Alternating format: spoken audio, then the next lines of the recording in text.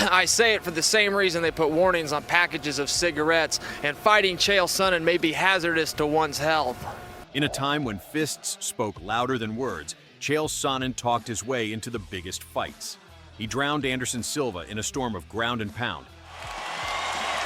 Bam! Big takedown. And here's a huge left hand by Chael Sonnen. And pulled Jon Jones' toe out of his socket. And this is the kind of approach that we thought Chael would take to Jon. The Oregon Gangster talked so much trash and delivered such high-octane performances that entire arenas tuned in just to see if he could back it up. I'm not a martial artist, I am a gangster from West Linn, Oregon. Sonnen wasn't just another fighter. He was a revolutionary.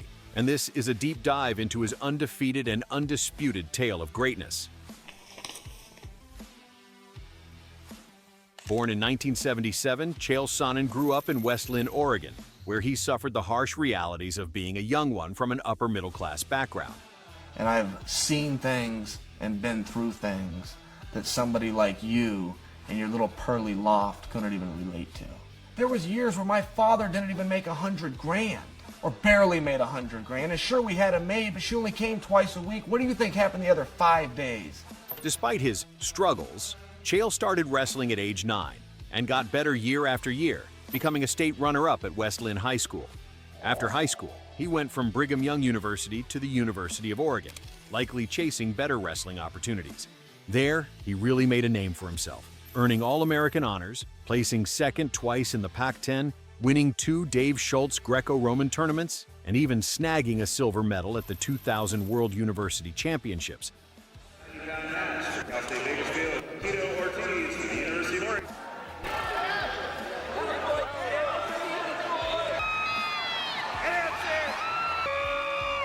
Sonnen even tried out for pro wrestling with WCW once after his dad sent him to Atlanta.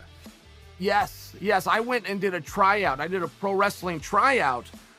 My father had sent me to Atlanta, something called the Power Plant, WCW. Deep down, however, MMA was where his heart was. Chael started fighting in 1997 when he was just 19, winning his debut against Ben Haley. He then beat Jason Mayhem Miller in a wild fight where he badly dented the cage during a takedown.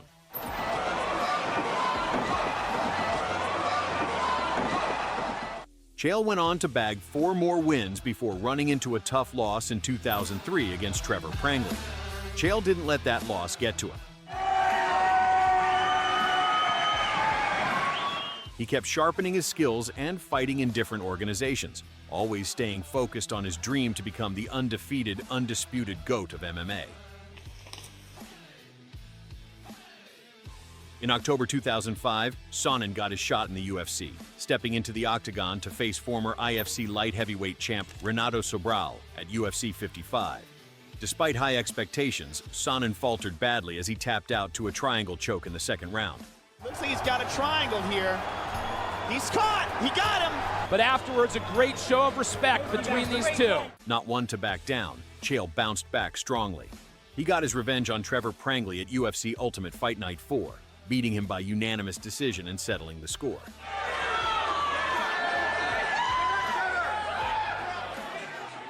However, at UFC 60, Chael ran into veteran Jeremy Horn and ended up losing by armbar. And he's got an armbar in there. Very interesting and creative position. After that loss, the UFC decided to let him go. Horn can submit just about anybody, and he is extremely comfortable on his back. Beautiful takedown by Chael. Getting cut from the UFC lit a fire under Chael, and he came back with a vengeance, racking up wins in the smaller promotions. He first took out Tim Credor and then handed a loss to Alexei Oleinik. The real statement, however, came when he wrapped up Tim McKenzie in a nasty anaconda choke and shut off the blood supply in a classic American Gangster style. No surprises there. This is the Chael Sonnen trademark as he tries to take his opponents down. This is his forte. Now locking on an anaconda choke, and just like that. Chael's choke was so tight that McKenzie couldn't even stand up afterward and had to be taken out on a stretcher. Additional information that the only reason they're doing this is just as a complete safety precaution. If the rib is broken. Chael's next victim was Amar Suloev, who was TKO'd within 2 rounds.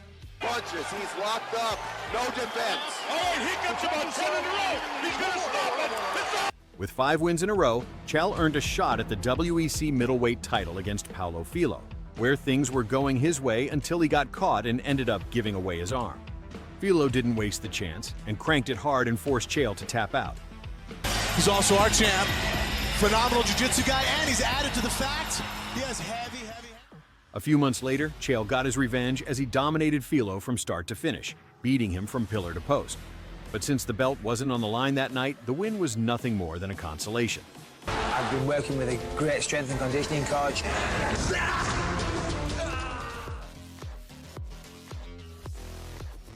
By August 2010, Chael had fully bounced back after his UFC return in February 2009 and was now boasting an impressive 28-10 record and a claim at the middleweight title. But standing in his way was a fight that was more about ego and style than just skill.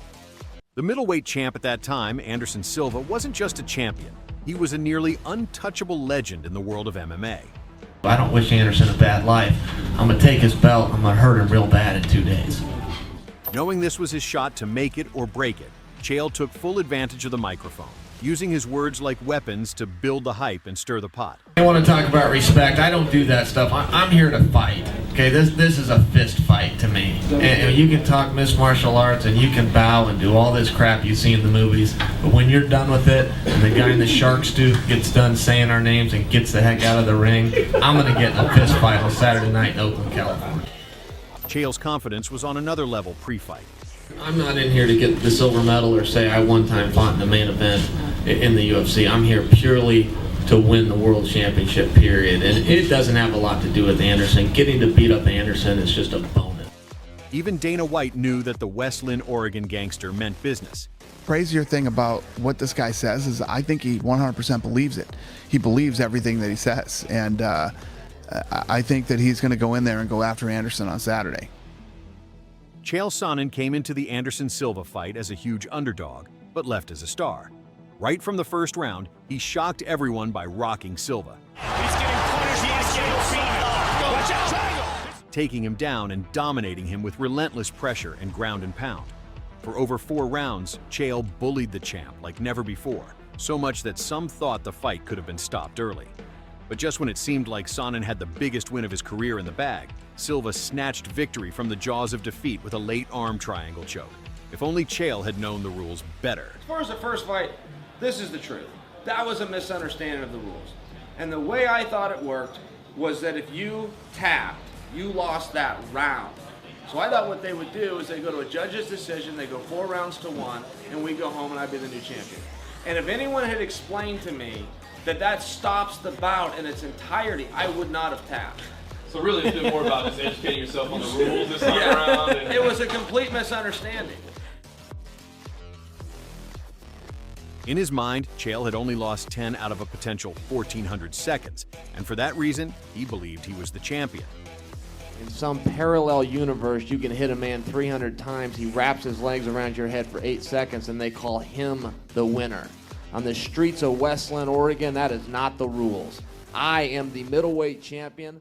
After the Anderson Silva fight, it was revealed that Chael Sonnen's testosterone levels were 16.9 times higher than the average man's and way above what's allowed, even for athletes on testosterone replacement therapy. As a result, the California State Athletic Commission fined him $2,500 and hit him with a 1-year suspension. Sonnen didn't take it lying down and appealed the decision in a hearing held in December 2010. His defense was that he had hypogonadism, a condition where the testicles don't produce enough testosterone, and that he was on doctor-prescribed testosterone replacement therapy, self-injecting twice a week. If you're going to associate a guy with TRT, make sure you also associate the fact that it's legal and it's not banned. During his sworn testimony, Chael Sonnen claimed he had previously been approved for TRT by the Nevada State Athletic Commission. He even said he spoke directly with the commission's executive director, Keith Kaiser, who allegedly told him he didn't need to disclose his TRT use again on medical forms. But Kaiser denied ever approving Sonnen for TRT or even having that conversation. There was also no paperwork to support Sonnen's claim, which made his testimony look shakier than it already was. Sonnen eventually returned to the UFC in October 2011 and made a strong comeback by submitting Brian Stann with a triangle choke. In January 2012, Chael Sonnen stepped into the octagon with another master of trash talk in Michael Bisping, and it was a colossal clash of egos, words, and fists. I outbox him every day, all day. He's a great wrestler, but I'm a great fighter. Chael, yesterday Mike said that you're a better wrestler, but he's the better fighter. What's your response? You know, Aaron, I don't walk around looking into cameras and telling people that I'm the best fighter in the world to hear myself talk. I say it for the same reason they put warnings on packages of cigarettes, and fighting Chael Sonnen may be hazardous to one's health. This goes back to exactly what I'm talking about. The fight was a gritty back and forth, showing just how skilled and tough both men were. I've been working with a great... Bisping impressed with sharp striking and solid takedown defense, while Sonnen stuck to what he did best, relentless wrestling and pressure, and he managed to sway the judges to give him the unanimous decision win, though he finally lost a couple rounds. Ladies and gentlemen, after 3 rounds, we go to the judges' scorecards for decision. The judges score this contest 30-27. This sport is about who's the toughest, who can push harder longer, and there is nobody tougher than Chael Sonnen. Never had a round go against me. In July 2012, Sonnen stepped into the cage once again. Anderson Silva is pound for pound the best fighter in the world. To face Anderson Silva in what was hyped as one of the most anticipated rematches in UFC history. Sonnen had done what no one else could. He had pushed Silva to the brink in their first fight. Going into the rematch, the game plans were crystal clear. Chael was going to wrestle and grind Silva down, while Silva planned to keep things standing and look for the knockout. I want to beat him up, and I'm going to beat him up again. Wow, what a takedown! The stage was set for a clash of styles and egos. Silva had had enough of Sonnen's constant verbal onslaught. On fight night at UFC 148, Sonnen did what he does best. He's where Chael Sonnen shines! He's where Chael Sonnen shines! But in round 2, Silva flipped the script by stuffing the takedown, staying patient, and waiting for Chael to slip up. Anderson's ignited, and Sonnen takes him down again! When Sonnen finally went for a wild spinning back fist and lost his balance, Silva pounced with a pinpoint knee to the chest, and following up with a flurry of strikes to seal a second-round TKO. In April 2013, Sonnen got his shot at another GOAT in the form of Jon Jones, and this time, the UFC light heavyweight title was on the line at UFC 159. 4 days away from taking on Jon Bones Jones. Now introduce him correctly. 4 days away from taking on Jon, soon-to-be former champion, Bones Jones. Soon-to-be former champion. So you say he will be the former champion. Why?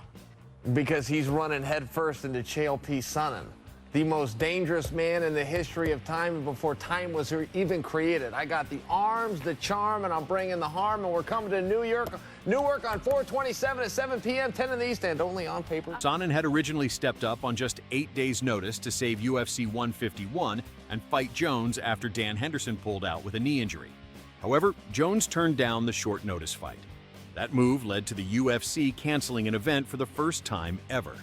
Dana White publicly slammed Jones and his coach Greg Jackson, calling it one of the lowest moments in UFC history.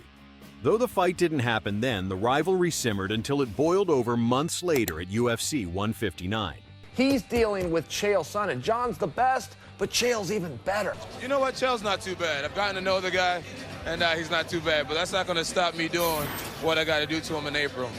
I don't promote fights, I pick fights. I'm better than Jon Jones. I'm better than Sean Combs. I am even better than John Holmes. John Holmes is a dead junkie, and Sean Combs is like a rapper. Is that the other guy?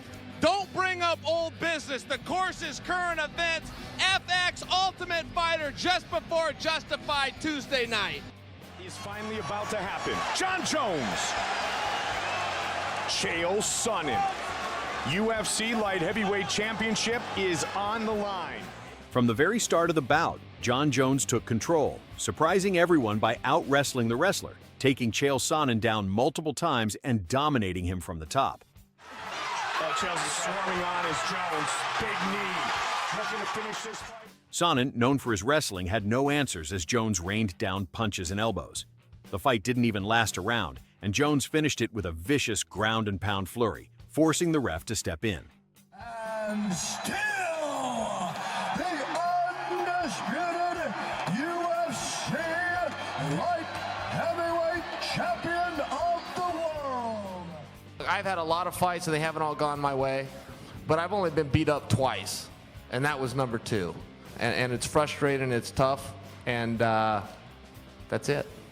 Chael's loss to Jon Jones marked the end of his run at the very top of the MMA mountain. After that, he stuck around the UFC for a couple more fights, including a brutal TKO loss to Rashad Evans. Looking to finish it. Hurricane right there. It's all over. Sugar Rashad Evans has finished Chael Sonnen. In June 2014, Sonnen's career took its final nosedive when he failed a random drug test, testing positive for anastrozole and clomiphene, substances used to mask or rebound from steroid use.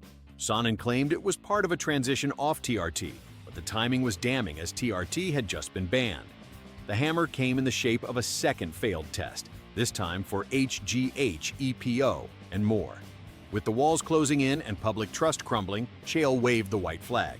On June 11, 2014, Sonnen retired from MMA, and a month later, the Nevada Commission slammed him with a 2-year suspension. I always believe that if you had to take the TRT, you're probably too old to be fighting anyway. And this is a young man's game. He has had a great career. He's been fun. He's made a lot of money. Whenever people call us, looking for a fighter to do a movie, Chael Sonnen is the first guy that pops into everybody's head. He just got married. He's got his girl pregnant now. He's going to have a baby. Life is looking very good. 3 years later, Sonnen unretired and made the jump to Bellator, where he reignited old rivalries and chased heavyweight glory.